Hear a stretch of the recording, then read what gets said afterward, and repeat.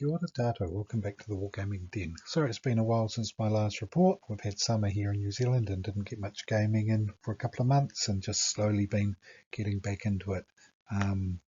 Been trying to get, in the last few weeks, a weekly game in against Gordon and been having a lot of fun against his new ogre army that he's just finished. I'll get to that in a minute. So decided to just take some photos of the game we had on Thursday last week and just going to do a wee bit of a brief report of that. So the mission we played was plunder, and as usual we played at 2,000 points, so I'll just run through the lists for you. Let's take a look at my elf list this week. I had to change things up a bit at the last minute to fit Tidarian the Dragon Lord in, so I ended up with a Palace Guard regiment, 2 Gladestalker regiments. Been trying those a wee bit, but first time I've tried 2. To squeeze in an extra unit, I added some Kindred Archers at the last minute, took my usual regiment of Silver Breeze and Stormwind Cavalry. The Stormwind have become Quicksilver Lancers, a Drakon Horde, got an Elven King for inspiring, Elven Archmage Hero. I am sold on the caster with Alchemist's Curse, a horse at Boots of Levitation. He's been doing very good work in the last few weeks, so become quite an integral part of my army list. Another thing I've just added to this game was an Elven Prince on a horse, the idea being that he was going to run out his chaff at some point, and of course the Dragon Lord. So 11 units and a total unit strength of 19. And here we have Gordon's ogre army. Gordon got busy working on this over summer and he has come up with a very cool, well-themed list. Basically everyone is on a chariot, so he's spent a lot of time painting it up and it looks fantastic on the tabletop. Quite intimidating as well when it's charging across the battlefield towards you. So he has 2 hordes of warrior chariots. He takes 2 lots of boomer chariots to get the stealthy aura. He takes 2 red goblin blasters. He's just added this week a crocodile wrangler.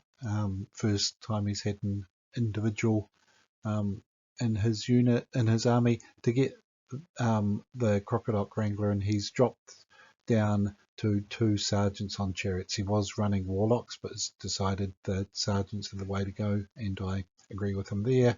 And then he takes a formation, so another 2 regiments of chariots with an ogre warlord. The chariots in the formation also get rampage D3, so he's got 12 units and 18 unit strength. Everything's pretty quick moving. Most things move at 8 except for the blasters really. So it's an army that likes to go forward and get in your face pretty quickly. So far we've had 2 games going into this one. Both have been close and it's been 1 victory apiece. So let's see how this week's game shapes up.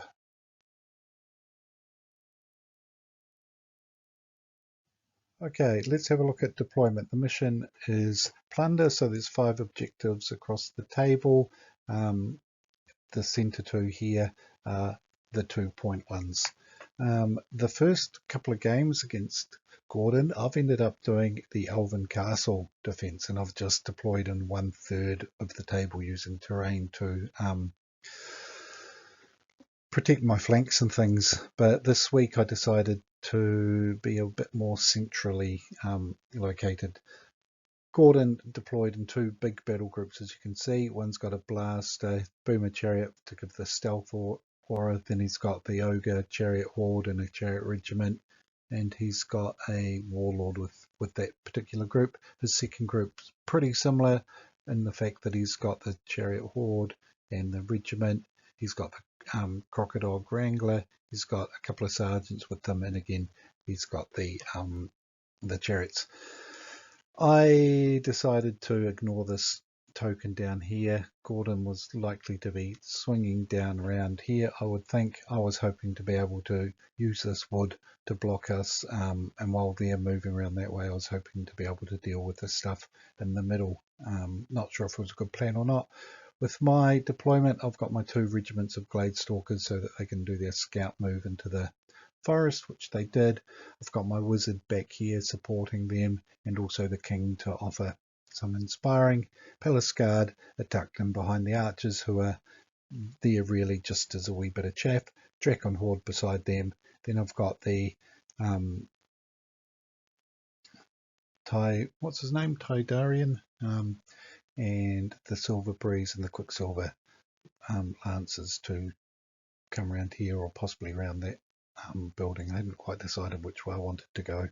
I decided to keep myself reasonably central to see what opportunities might open up. But let's move on to turn 1. And let's have a look at turn 1. I won the dice off, decided to go second, probably a bit foolish since I had shooting. Gordon just advanced down here to swing around my flank. Chariots on the hill where they'd get Thunderous Charge, backed up by the boomers, and he just pushed forward here with his regiment and with his horde of chariots, with his blasters tucked in behind, in the warlord ready there to give some support. No shooting of note from Gordon that turn. And how did I respond? As you can see, my Gladestalkers were up here. Moved the king around a bit to see whether I needed to block these guys coming around here. I was a bit worried about the Crocodile Wrangler, which is lurking in behind here, so I sent the wizard around this way. I wasn't sure. For some reason, I thought lines of sight was on the 45, and I got this wizard a wee bit out by himself, but I didn't mind really. If they hit the wizard, then my Gladestalkers hopefully would have been able to respond. Concentrated my firing with all my units here. The Gladestalkers and the archers all concentrated on this unit, did about 6 wounds on them. Push forward into the side over here. I got the Silver Breeze just into range of the blasters here, which means they're well and truly in charge range of the horde.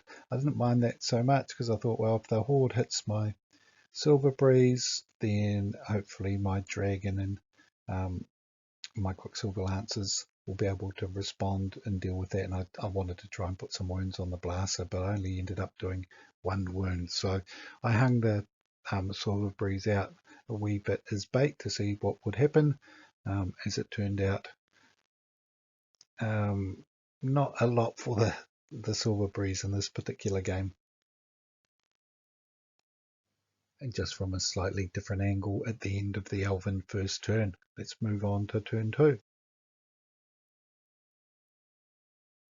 This is at the end of the Ogre's turn. As you can see, the chariots charged the Silver Breeze, destroyed them, and then turned face so that they're in the front arc of both the Quicksilver Lancers and my dragon. Over here, the chariots charged in against the Gladestalkers and wavered them, and the horde of chariots charged my elf wizard and destroyed him. First time I've led him out somewhere where he could be charged, and I now know why I hadn't done that before. It was a bit of a silly move, and one that Gordon was more than happy to capitalize on. And as you can see, pressure on back here with the chariots and the one of the sergeants. I was tempted to actually last turn to send my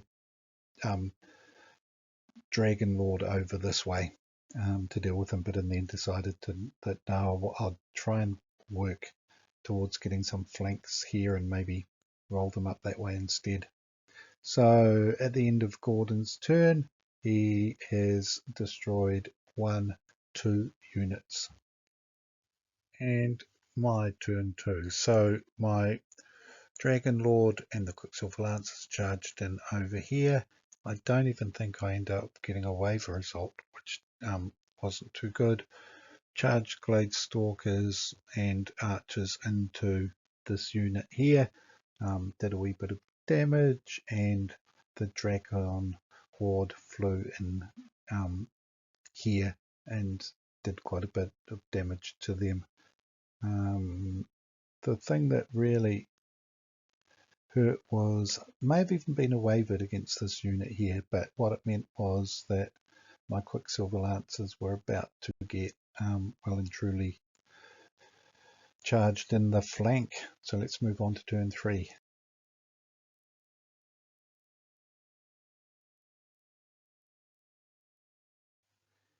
And yes, indeed, the Quicksilver Lancers were hit by a blaster. The Boomer Chariots actually went off after my archers, you'll see in a minute, but the Warlord came charging in, doubled his attacks in the flank of the Quicksilver Lancers. They couldn't deal with the blasters or the Warlord, and they evaporated. Elsewhere on the battlefield, things were also not looking too flash. I'd throw my king out here to slow down the boomers. My prince was doing the same job over here. He had charged the sergeant last turn, but the nimble sergeant simply did a 90 degrees and then charged in and hit my glade stalkers in the flank. They took 8 wounds in the first combat and they were destroyed. Over here, my glade stalkers were hit in the flank by another sergeant. My horde of dracons had killed the horde of chariots, but were being tied up now by the boomer chariots. And over here, things were not looking so flash either. I've got a regiment of ogre chariot warriors into my palace guard, and the other boomer chariots charged into the rear of my archers and destroyed them. So things not looking good for the elves. But my turn 3. I've managed to kill the chariots over here, but my Dragon Lord is going to be hit by a blaster and also by the Warlord. The boomers got rid of the archers. These guys here are doing okay. My palace guard, well, they're not dead. I'm trying to hold up the chariots over here, but my king was wavered, and the dracons were just trying to get the hell out of the way. So basically at this point, at the end of turn 3, I'd all but conceded. I was down to 1, 2, 3, 4, 5 units, and they weren't in very good shape at all.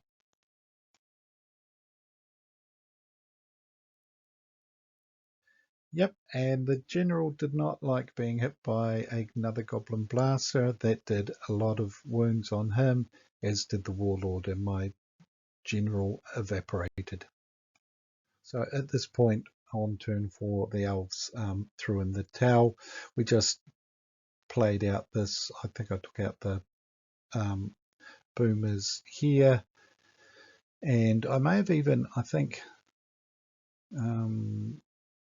got the chariot regiment, or maybe not. At the end, Gordon still had the 3 heroes, the 2 sergeants and the warlord, and he had 1 other unit left as well. And yeah, the dracons were the only thing left on the table for me. So it was a well and truly decisive victory to the ogres that time.